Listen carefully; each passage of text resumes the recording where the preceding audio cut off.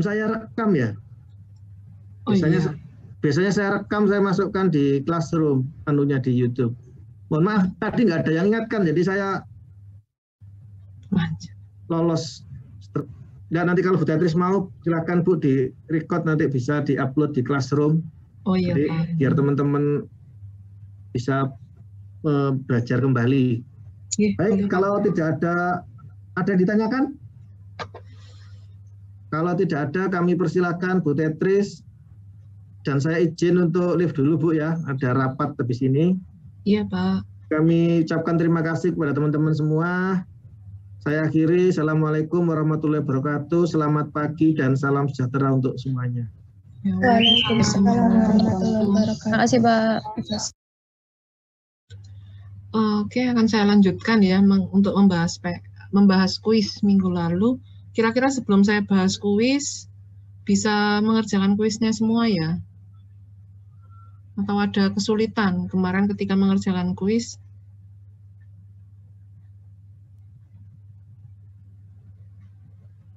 Bisa, Bu. Oke, bisa ya. Jadi ini kuisnya kemarin kan ini soalnya ya. Jadi ada reverse feed, triple effect evaporator digunakan untuk memekatkan larutan 10% NaOH menjadi 50%, ini konsentrasinya menjadi 50% ya.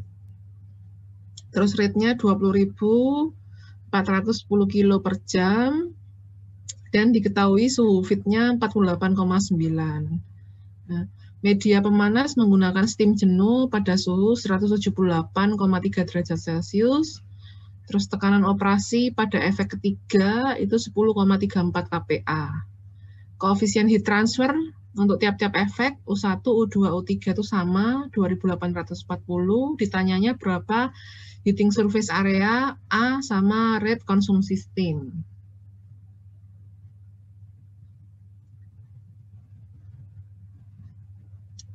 Ini ya, soalnya tadi kan ini.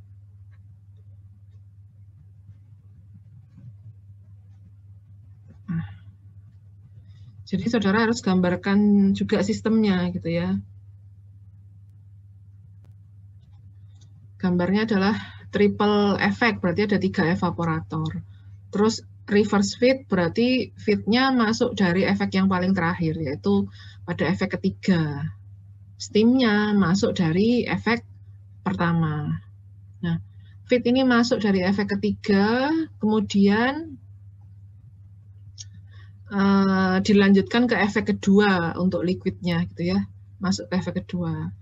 Nah, di efek ketiga ini media pemanasnya adalah vapor yang terbentuk dari evaporator efek 2, masuk ke sini, ke efek 3.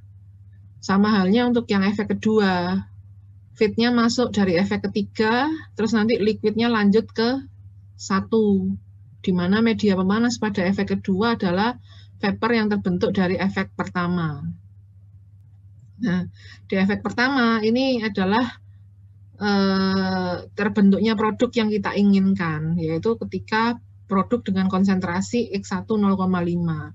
Media pemanasnya, ya ini baru steam-nya masuk ke efek per 1. Jadi ini yang diketahui ya. Kemudian kondisi apa saja yang sudah diketahui itu ada di sini. Di efek ketiga itu pressure-nya, vapor pressure space-nya sudah ketahui 10,34. Terus feed-nya fraksinya 0,1, mau dipekatkan menjadi 0,5. Terus suhu feed-nya 48,9, suhu steam-nya 178,3. Ini flow rate feed-nya dan U1, U2, dan U3-nya sudah diketahui. Yang lainnya belum diketahui gitu ya.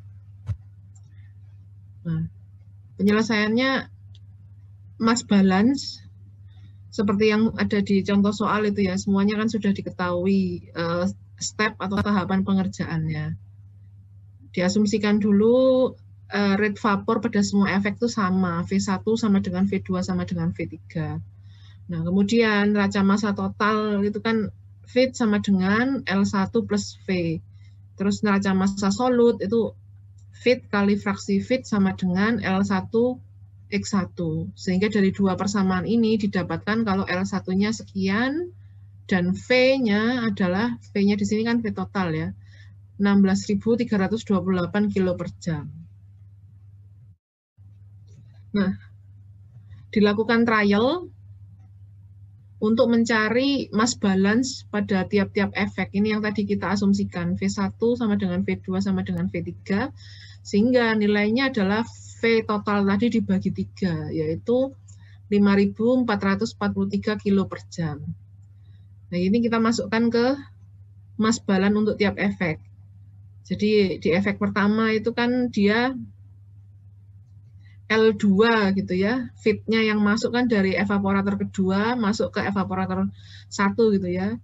L2 sama dengan, nah out-nya ada 2, L1 yaitu produk akhir yang kita targetkan gitu ya, X1-nya kan 0,5 ditambah V1.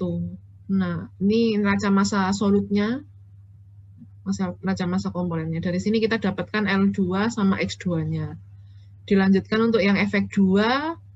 Efek 2 ini kan out-nya adalah, input-nya adalah liquid dari evaporator ketiga. Sama dengan produk liquidnya yaitu L2 ditambah V2.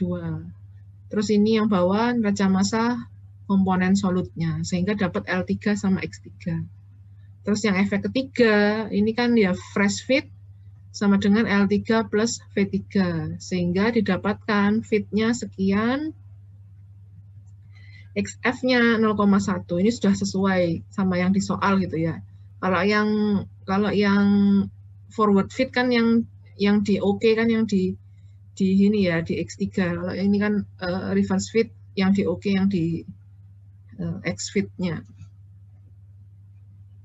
Nah, kemudian menentukan kondisi operasi pada efek terakhir. Nah, ini menentukan dulu BPR-nya pada tiap efek. Kan tadi sudah tahu X1, X2, sama X3. Nah, ini kita cari di grafik itu ya. Berapa BPR-nya pada tiap-tiap kondisi operasi.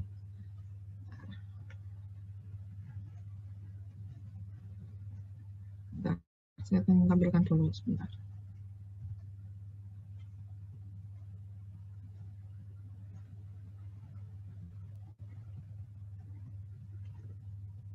Itu tadi kan zatnya adalah larutan NaOH ya.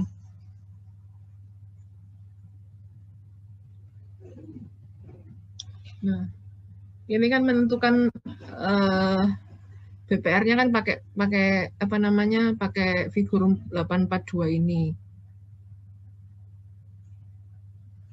Nah, tapi kalau menggunakan figur 42 ini kan kita harus tahu dulu boiling point of water ini berapa di tiap efeknya. Padahal yang diketahui hanya kondisi operasi pada efek ketiga gitu kan untuk mengetahui berapa T3 SAT. Nah, di efek kedua dan di efek pertama ini kan kita nggak tahu berapa kondisi operasinya. Nah, kita gunakan kondisi operasi pada efek ketiga ini, lalu kita hubungkan dengan X1, X2, X3 untuk kita asumsikan berapa BPR di komponen 1, 2, dan 3. Jadi kita manfaatkan ini dulu, karena kan masih trial gitu kan ya. Nanti evaluasinya di akhir. Jadi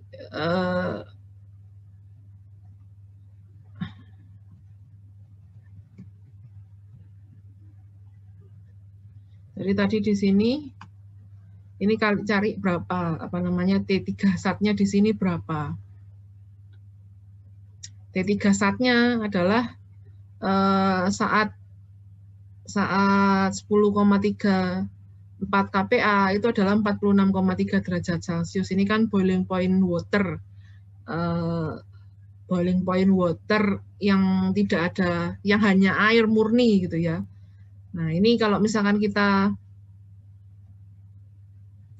apa namanya? Masukkan ke X3-nya, ini tadi 0,136 ya. Oh, di 3 0,136 gitu.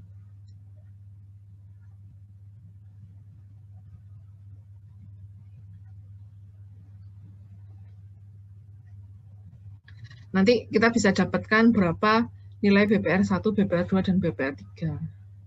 Kemudian kita hitung berapa temperatur drop-nya. Dengan cara yang sama seperti di buku, kita buat step pengerjaannya. Sigma delta T sama dengan TS min T3 sat, min sigma BPR, sehingga sigma delta T-nya 77,7 derajat Celcius. Ini dibagi menjadi temperatur drop menggunakan ini, gitu ya. Kemudian justifikasi dari temperatur drop-nya. Jadi ini kan tadi hasilnya sekitar 25,9 semua ya, karena U-nya U1 sama dengan U2 sama dengan U3. Tapi karena umpan efek 1 itu berasal dari produknya efek kedua, di mana suhu efek kedua itu lebih rendah daripada suhu efek 1, maka perlu dilakukan distribusi suhu. Sehingga suhu yang delta T paling besar itu ada di delta T1, kemudian 2, kemudian 3. Yang penting sigma delta T-nya adalah sama. Baru diselesaikan ini, mencari T1, TS1, T2, TS2, T3, dan TS3 sampai yang terakhir gitu ya. Nah ini dapatnya seperti ini, profil suhunya.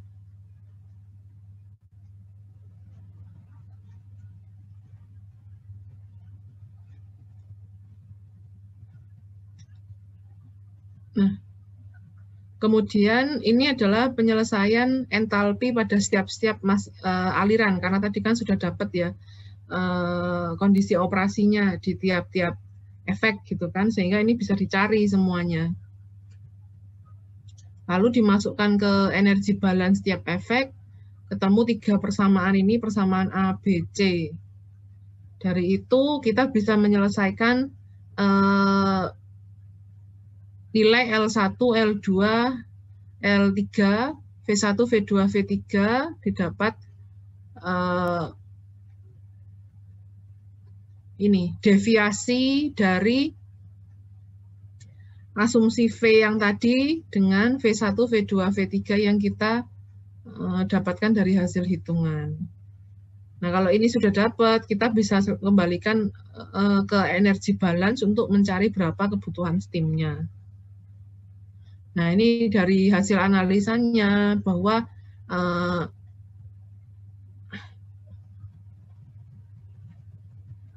V1 itu masih lebih dari 10%, tapi V2 dan V3-nya itu sudah oke gitu ya. Tapi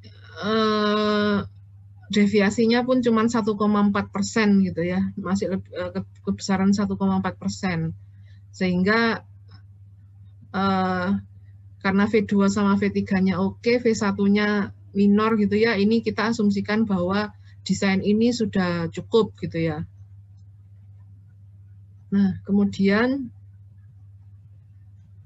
menentukan heating surface area untuk tiap evaporator A1, A2, A3, terus dibandingkan dengan rata-rata heating surface areanya. Ini deviasinya segini. Berarti sudah cukup memenuhi. Kira-kira ada yang mau ditanyakan? Bu, mohon maaf mau bertanya. Iya. Kalau hasilnya nggak pas 54 itu gimana ya Bu? Kan deviasinya kurang dari, misal kurang dari 10%, tapi dia 2,8 atau 2,6-an itu bisa atau gimana? Oh ya nggak apa-apa. Oh. Berarti nggak harus 54 pas ya Bu? Karena kan nanti justifikasinya tiap orang-orang tuh beda-beda gitu. Yang penting nanti hasil itunya sama gitu loh. Ya baik, makasih Bu. Ya.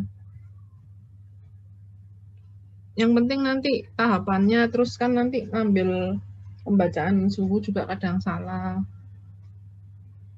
Terus justifikasi suhunya. Jadi tiap orang tuh pasti beda-beda hasilnya. Oke, ada lagi yang mau ditanyakan? Oke, kalau nggak ada mungkin sudah selesai ya sesinya ini. Nanti yang pembahasan drying sesuai instruksi Pak Kusdianto minggu depan. Kalau nggak ada, mungkin saya cukupkan. Terima kasih. Assalamualaikum warahmatullahi wabarakatuh. Selamat pagi. Waalaikumsalam warahmatullahi wabarakatuh.